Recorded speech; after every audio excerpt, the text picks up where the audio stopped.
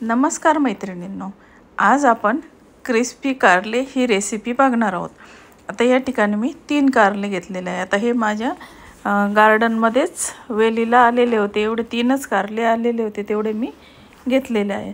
चला आता हे मी स्वच्छ धुवून पुसून घेतलेले आहेत, अगदी कोरडे करून।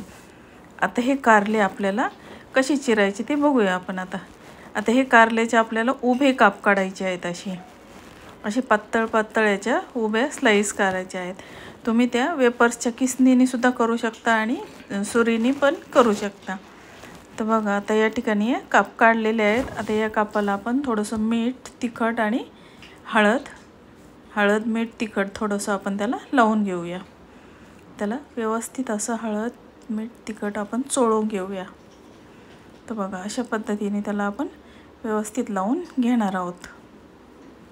आता हे कारले बघतानाच एकदम कवळे बघायचे, कारण त्याचं बी आपल्याला काढायचं नाही आहे। आता हे आपण एका बाउलमध्ये झाकून ठेवूया आपण। आता हे 10 मिनिटं बाजूला ठेवून देऊ, तोपर्यंत आपण दुसरी तयारी करूया।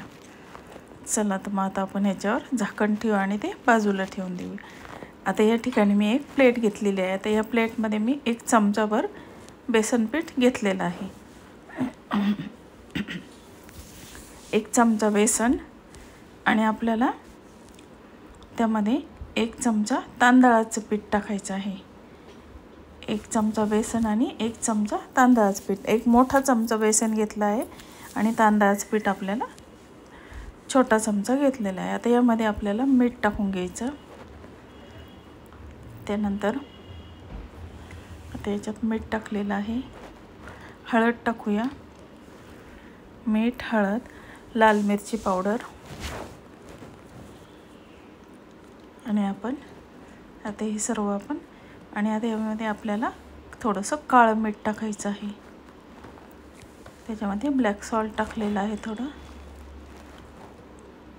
आणि आता यामध्ये थोडंसं आपल्याला चाट मसाला टाकायचा आहे या पिठामध्ये। आता आपण थोडा चाट मसाला पण यामध्ये टाकलेला आहे। आता हे सर्व आपण मिक्स करून घेऊया।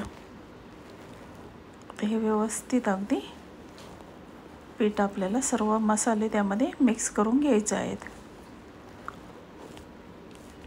आता आपले कारले पण घेतले आहे आपण। आता या कारल्यामध्ये आपल्याला पाणी ओतून ते पाणी आपल्याला ते कारल्यात पाणी ओतून थोडेसे धुवून काढायचे आहेत आणि ते पाणी काढून टाकायचं आहे आपण।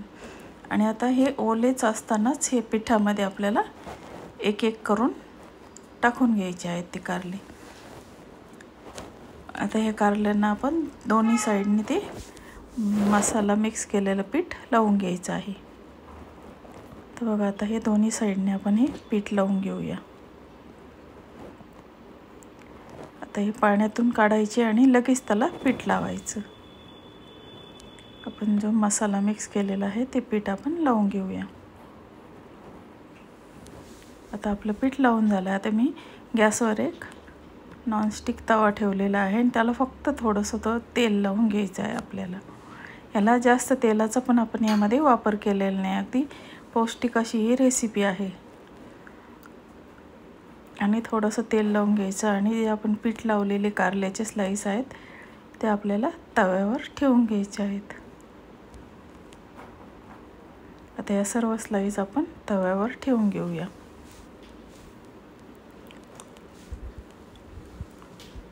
तर बघा आता आपण तवा गरम केलेला आहे आणि त्याच्यावर स्लाइस ठेवून घेतलेले आहे।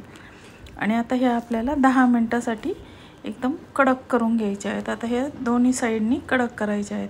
मग 5 मिनिटं झाले की त्या पलटी करून घ्यायच्या आहेत आणि नंतर 10 मिनिटांनी बघा अशा प्रकारे आता हे आपलं एकदम क्रिस्पी असं कारलं तयार झालेलं आहे।